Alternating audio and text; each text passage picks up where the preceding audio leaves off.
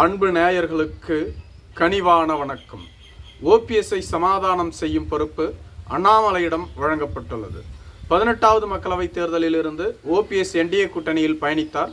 18வது மக்களவைத் தேர்தலில் இவருக்கு ராமநாதபுரம் தொகுதி ஒதுக்கப்பட்டிருந்தது. ஆனால் தற்பொழுது எடப்பாடி பழனிசாமி அவர்களின் அழுத்தத்தின் காரணமாக ஓபிஎஸ்ஐ சந்திக்க மத்திய உள்துறை அமைச்சர் அமித்ஷா மற்றும் பிரதமர் மோடி போன்றவர்கள் மறுத்துவிட்டதாக கூறப்படுகிறது. இந்த விரக்தியின் காரணமாக ஓபிஎஸ் அவர்கள் என்டிஏ கூட்டணியிலிருந்து வெளியேறுவதாக அறிவித்திருந்தார்.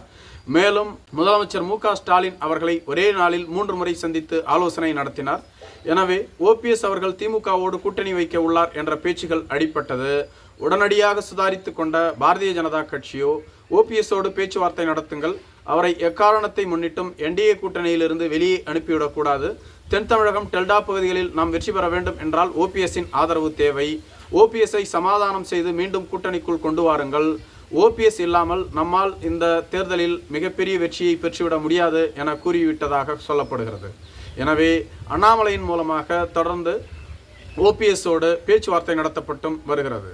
பாரதிய ஜனதா கட்சியின் தேசிய செயலாளரான PL சந்தோஷ் அவர்கள் நேற்றைய முன்தினம் கமலாலயம் வந்து பாரதிய ஜனதா கட்சியின் தேர்தல் பணிக்குழு, பூத் கமிட்டி போன்றவற்றை ஆராய்ந்து பின்பு பாரதிய ஜனதா கட்சியின் மூத்த தலைவர்கள், முக்கிய நிர்வாகிகள் என அனைவரையும் சந்தித்து பேச்சுவார்த்தை நடத்தினார்.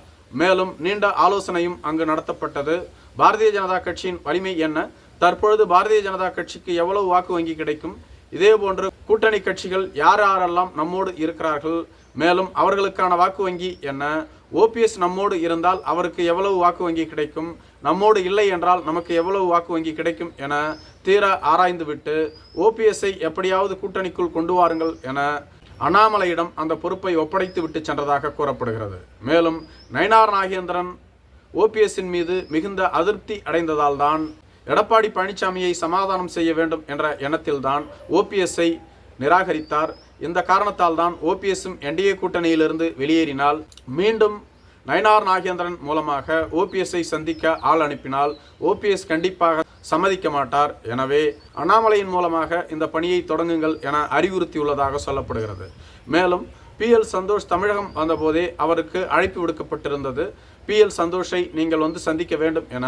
ஆனால் ஓபிஎஸ் அதனை கண்டுகொள்ளவில்லை. பிரதமர், உள்துறை அமைச்சர் தமிழகம் வரும்பொழுது அவர்களை சந்திக்க ஓபிஎஸ் பலமுறை முயன்றும் முடியவில்லை.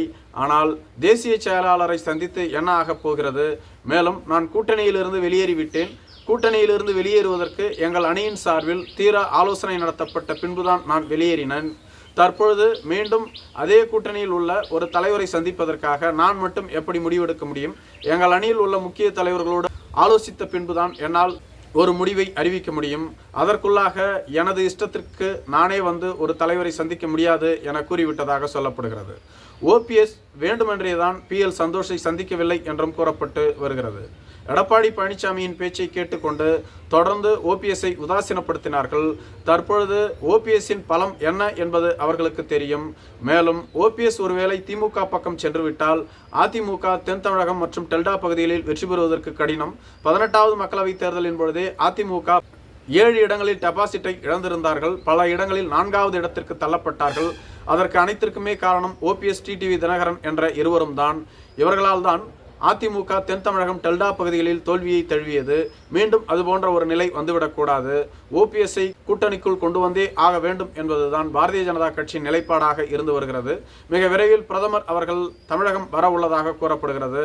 தமிழகம் வரக்கூடிய பிரதமரை ஓபிஎஸ்ஐ சந்திக்க வைக்க முயற்சிகள் மேற்கொள்ளப்பட்டு வருவதாகவும் கூறப்படுகிறது. ஒருவேளை பிரதமர் அவர்கள் அழைத்தால் ஓபிஎஸ் கண்டிப்பாக தட்டமாட்டார் என்ற ஒரு கூற்றும் நிலவுகிறது. நன்றி.